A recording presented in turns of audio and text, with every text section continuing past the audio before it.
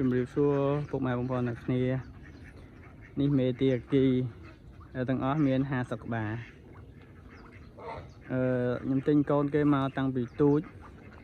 តាំងពីទើបញាស់ស្ងួតហូមទិញ50ក្បាលអត់មានខូចមួយទេតាំងពីទូចមកប៉ុន្តែប្រហែលថ្ងៃមុននេះអត់ដឹងមូលហេតុអីងាប់មួយបាត់ប៉ុន្តែនៅក្នុងហ្នឹងមើលទៅដូចជាមានឈ្មោះខ្លះឈ្មោះដូចជាមាន2 3តែអាពីនៅមុខនេះមិនមែនជាក្រុមដែលខ្ញុំទិញយកមកទេអាពីនេះទិញពងទាយកមកទិញគេយកមកហូបគឺតែវាញាស់ហើយក៏ទុកយកដាក់ឲ្យមន់ក្រុងអីចុះឡើងទៅបាន2ហ្នឹងទៅតែមកវងនេះអាហ្នឹងសិតតែខ្ញុំទិញមកល្អអានេះគេហៅពួកកាគីកខ្លីឥឡូវនេះពងបានមេទាទាំងអស់ហ្នឹងវានៅឥឡូវនេះវាសល់មេទា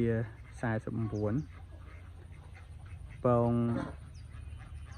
គិតដល់ថ្ងៃនេះវាអាយុ4 ខែ 20 ថ្ងៃហើយពងបាន33គ្រាប់ផឹកមិញហើយបើគិតពីចំណាយមួយថ្ងៃបើគិតទៅមួយថ្ងៃស៊ីអស់បើគិតជាលុយស៊ីអស់ 9000ហើយបើពងទាបើលក់ចេញវិញប៉ានេះរួចខ្លួន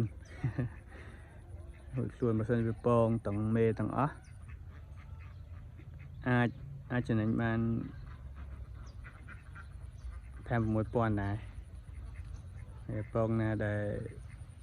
យើងទូចអីយើងហូបខ្លួនឯងទៅពងណាធំយើងប្រម៉ែមកលក់ឲ្យអ្នកចិត្តខាង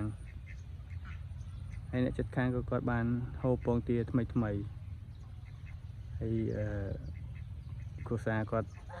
ធ្វើការមានមិត្តភក្តិគាត់ជួយកំងទិញ20-30អញ្ចឹងទៅពួកគាត់ក៏បានហូបពងទាថ្មីដែរថ្ងៃនេះផឹកមិញនេះរើបានច្រើនហដងបាន20ជាង27 28ខ្ទង់ប៉ុណ្ណឹង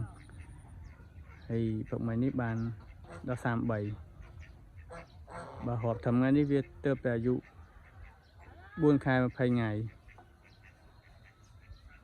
ជាធម្មតា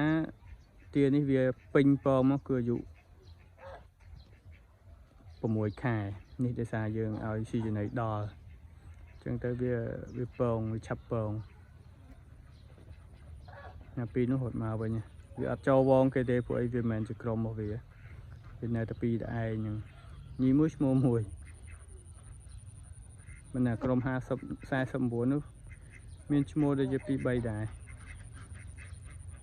ថ្ងៃវីដេអូហ្នឹងមានតែប៉ុណ្្នឹងទេអរគុណបងប្អូនអរគ្នា